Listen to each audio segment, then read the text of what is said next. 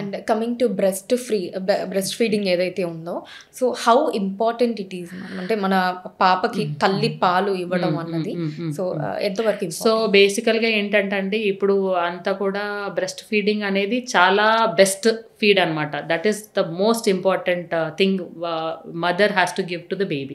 So delivery అయిన with in 1 hourలోనే మనము cholesterol అని మనకి ప్రొడ్యూస్ అవుతుంది అనమాట బ్రెస్ట్ నుంచి. దట్ విల్ క్యారీ అంటే చాలా ఇమ్యూనోగ్లోబులిన్స్ ఉంటాయన్నమాట, బేబీకి ఇమ్యూనిటీ డెవలప్ చేసేదన్నమాట. సో అది మనము బేబీని తాగిపించాలన్నమాట. So baby is a just small creature who has coming to your life. ఆ బేబీకి ఏమీ తెలియదు, అసలు ఎట్లా సక్ చేయాలో తెలియదు, ఏం చేయాలో తెలియదు. సో అట్లాంటప్పుడు మనమే పేషెంట్గా ఒక బ్రెస్ట్ ఫీడింగ్ అనేది చాలా ఇంపార్టెంట్ అండి. మనం ఇచ్చేటప్పుడు ఆల్మోస్ట్ ఏంటి అంటే first 6 months exclusive breast feeding అంటాం అనమాట.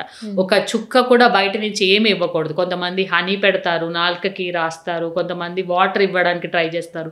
ఇవన్నీ కాకుండా ఎక్స్క్లూజివ్లీ బ్రెస్ట్ ఫీడింగ్ అంటాం అనమాట 6 months అనేది. సో అదేంటి అంటే the milk which is produced that will be very helpful for the baby's gut అనమాట. అంటే ఇంటెస్టైన్ కానీ ఏదైనా కానీ వాళ్ళకి లూజ్ మోషన్స్ రాకుండా ఉంటుంది, వాళ్ళకి ఇమ్యూనిటీ డెవలప్ అయ్యేలాగా ఉంటుంది, వాళ్ళకి బాండింగ్ డెవలప్ అవుతుంది మదర్ నుంచి.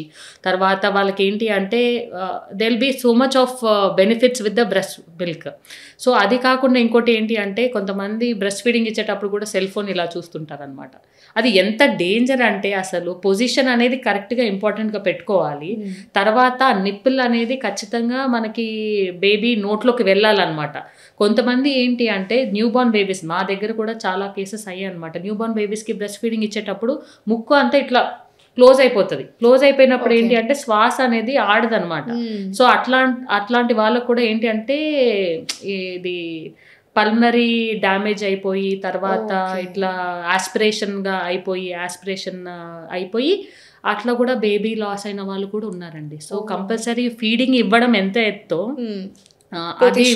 పొజిషన్ చూసుకోవాలి, తర్వాత బేబీతో ఇంటరాక్ట్ అవ్వాలి ఆ టైంలో. యూ విల్ బీ ఎలోన్, ఎందుకంటే ప్రైవసీ మెయింటైన్ చేయడానికి you will not allow anybody to that room. So అట్లాంటప్పుడు బేబీతో మాట్లాడడము, బేబీది కొంచెం ఒక సైడ్ ఒక 10-15 minutes ఇచ్చిన తర్వాత బర్పింగ్ చేయడము, అంటే ఇట్లా పెట్టుకొని అది బేబీ మిల్క్ అంతా దిగిపోయేంత వరకు చూడడము, తర్వాత ఇంకో సైడ్ ఇవ్వడము, తర్వాత అలా మనం కేర్ తీసుకోవాలన్నమాట. చాలా అంటే చాలా జాగ్రత్తగా ఓన్లీ బ్రెస్ట్ మిల్క్ ఇవ్వడం చాలా బెటర్. ఇంకొకటి ఏంటి అంటే బయట మిల్క్ ఇవ్వడం వల్ల అంటే కొంతమందికి they are fortunate or unfortunate, కానీ కొంతమందికి ఏంటంటే 3 months వరకే వస్తుంది. కొంతమందికి అసలు ఎంత చేసినా ఏం తిన్నా ఏం చేసినా రావన్నమాట. అట్లాంటి వాళ్ళకి ఖచ్చితంగా మనము బయట నుంచి మనము పౌడర్డ్ మిల్క్ అట్లా ఇస్తామన్నమాట. సో వాళ్ళు ఏంటి అంటే వాళ్ళ జాగ్రత్తలు తీసుకొని అట్లా చూసుకుంటే బెటరే అనమాట. బట్ ఫీడింగ్ అనేది కరెక్ట్గా ఎవ్రీ 2 hours ఇవ్వడం అనేది చాలా ఇంపార్టెంట్ అనమాట. బేబీకి ఖచ్చితంగా అట్లా చూసుకోవాలి. సో మనకి వచ్చే దాన్ని బట్టి మనం చేయగలుగుతాం, కొంతమందికి అసలు రావన్నమాట. సో అట్లాంటప్పుడు you have to go for the other option. ఇంకోటి ఏంటి అంటే కొంతమంది నైట్ అంతా లేవకుండా ఉండడానికి జస్ట్ మనము బయట పాలు పట్టేసేయండి అని చెప్తామన్నమాట. దాని బదులు కొంచెం ఎఫర్ట్ తీసుకొని పంప్ చేసి పెట్టండి, అట్లీస్ట్ పంప్ చేసి పెడితే వేరే వాళ్ళన్నా తాపిస్తారు కదా. సో అట్లా చూసుకోవాలన్నమాట. Okay ma'am.